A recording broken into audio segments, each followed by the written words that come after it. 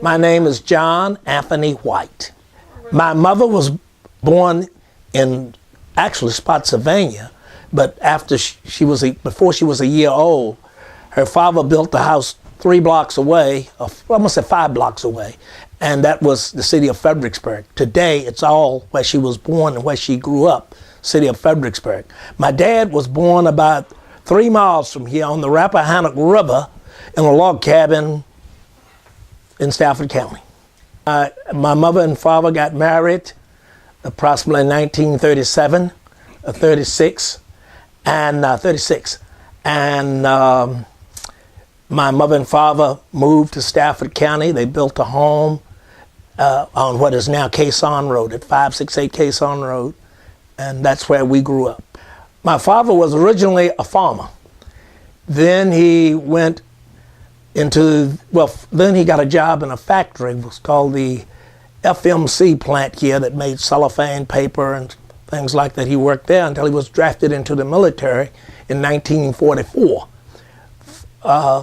Following his time in the military, he returned home, went back to the FMC plant, and we also ran a store in Dow Green in King George County. And subsequently, he went to work as a classified messenger at Dow Green.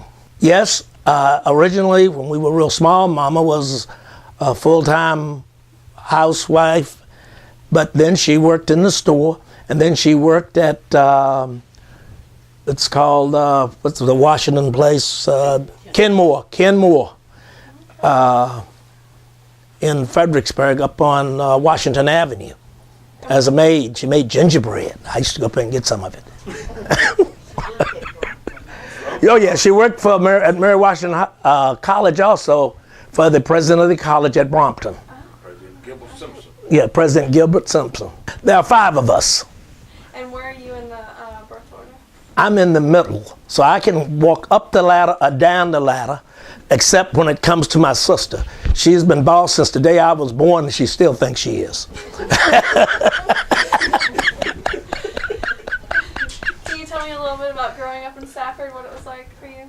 Well, I thought that Stafford was everything, because Stafford County had very few paved roads. Route 3 was paved. I can remember when most of 218 was gravel road. And I have ridden in a horse and wagon as my major transportation. I've also driven in the city of Fredericksburg a horse and wagon and out into Spotsylvania, because my grandparents lived in Fredericksburg, and both of my grandparents were farmers, and we farmed with horses. And my mother's father had a farm about 15 miles away out in Spotsylvania, wherein I've driven the horse and wagon from the city of Fredericksburg to that farm and back. Was horse and wagon a popular mode of transportation? No, it was one that poor folks like us used, but my grandfather also had a truck and a car, and my dad has had a car since I can remember, and he tells me that his dad bought his first car in 1927, a 1927 Model T, and neither of them could drive, and Fuller delivered it to his home. He lived on the Eastwood Farm, which joins the big, what's the big farm out here name? Sherwood Forest, yes, it joins Sherwood Forest. And they went out in the field, and he learned to drive the car before his daddy did.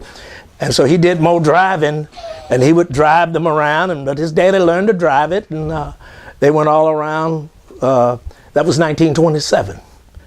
Well, I started school at a little school called Leland. Things were segregated then, and it went from the 1st through the 6th grade.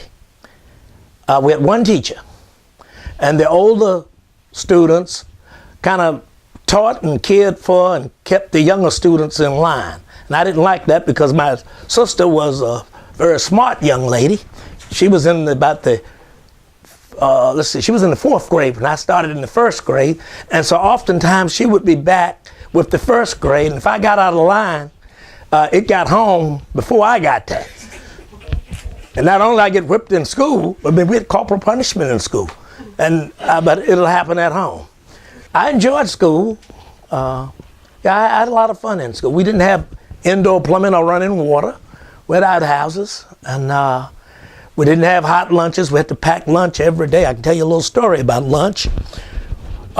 We used to use what we call loaf bread. That means you got like a loaf of window bread or whatever it was, Bond's bread. And we made sandwiches we carried to school. It was the first Monday in September. I'm sorry, the second Monday in September, I believe it was.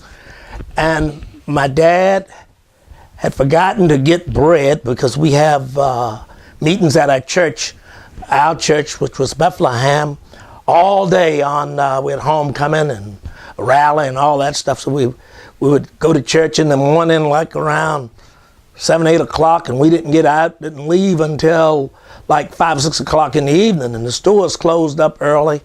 So Mama had enough bread to make lunch for my brother and my sister. And one of the things I used to really love was ham. Mama would fry ham on top of the stove, and I just loved it. So she says, John Anthony, so I have bologna, and I don't know what else it was she gave Gladys and Frank for lunch that day. But she says, but I don't have enough bread for you. So, but I know you just love this ham. I'm going to fry you some ham, and I have some cornbread here that I'm going to make your sandwich out of. And the kids would tease you about cornbread. They'd call you cornbread eating stuff like that. So I said, Mom, that's okay. I don't even need lunch today. So I tried to leave my lunch at home. My sister brought it to me. I tried to leave it on the bus. My sister got it off the bus. Also, my aunt was there too in the school. So like cousins, everybody there. So then I got into the school, and we had a cloakroom, a closet, where we had to hang out coats and books, and we put our lunch in there. I tried to hide it in there. And then everybody was eating at lunchtime, and our teacher was Mrs. Harmon. And she saw I wasn't eating. She says, John Anthony, do you have lunch? And I said, no, ma'am, my mama didn't fix me any lunch this morning. And my sister, yes, she did. And anyway, she said, well, let me go and look in the closet, see if I can find it. And so she went in, she found my lunch, and she sat there, opened it up, and she ate it, my ham and my cornbread. And she said, John, this is really good. She talked about how good it was as she ate it. And then, along about 3 o'clock, I was very hungry, but I got ready to get on the bus, and she said, John, I want you to tell Mrs. White to send me some of that ham and cornbread that you had tomorrow. Well, I learned one thing from that. I don't care what you got. If it's cornbread, don't care who teased you. If you got it honest, and it's good and it's healthy, don't be ashamed of it. But I'll tell you, it took me that missed meal and being real hungry that day to learn that.